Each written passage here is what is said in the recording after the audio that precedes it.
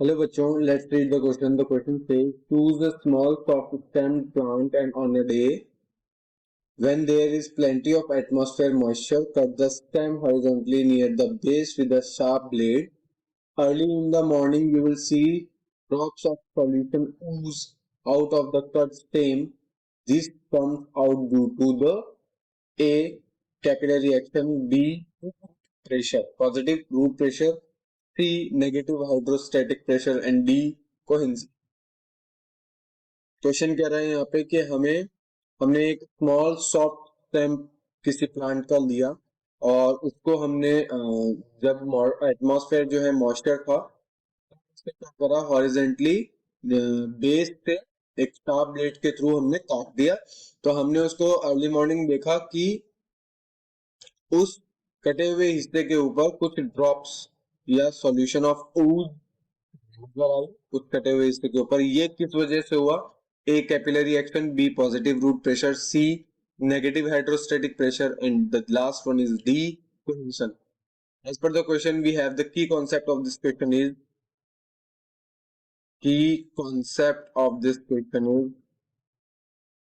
transport in plants in plant.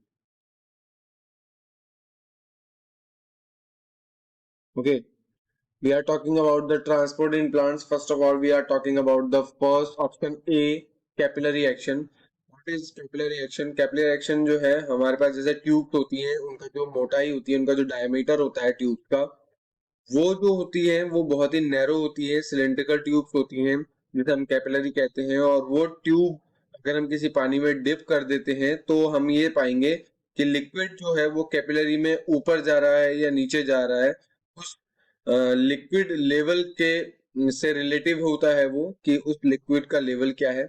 इस phenomenon को capillary action कहते हैं। तो this one is not correct answer of this question. The second one is positive root pressure. The positive root pressure, अगर हम positive root pressure की बात करें तो पॉजिटिव रूट प्रेशर क्या होता है? ये डेवलप होता है रूट्स में, जाइलम सैप में, ठीक है ना। Develop develop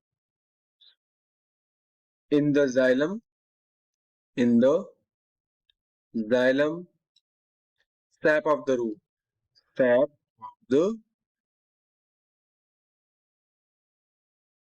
root. ओके, तो ये जाइलम सैप में रूट्स के जो जाइलम सैप होते हैं उसमें डेवलप होता है। और ये क्या करता है? वाटर का फ्लो करता है, वाटर का फ्लो करता है। Okay, from ground to upper parts of the plant, ground से प्लांट के अपर पार्ट तक, upper parts of the plant. Okay, तो ये पानी का फ्लो है। अगर हम यहाँ पे क्या ले लें, एक सॉफ्ट स्टेम ले लें, ये सॉइल लेवल है, ग्राउंड लेवल, इसकी रूट कहीं यहाँ से पानी ये ऑब्जर्व कर रहा है।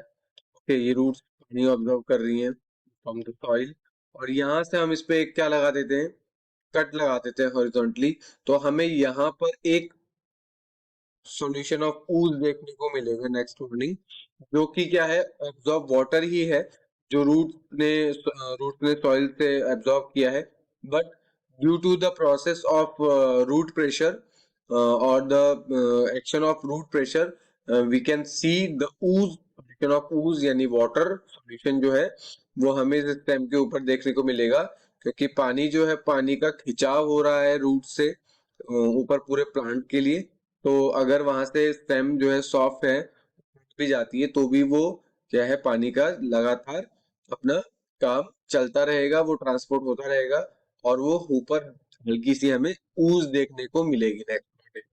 तो the concept is this and B option is the correct answer of this question.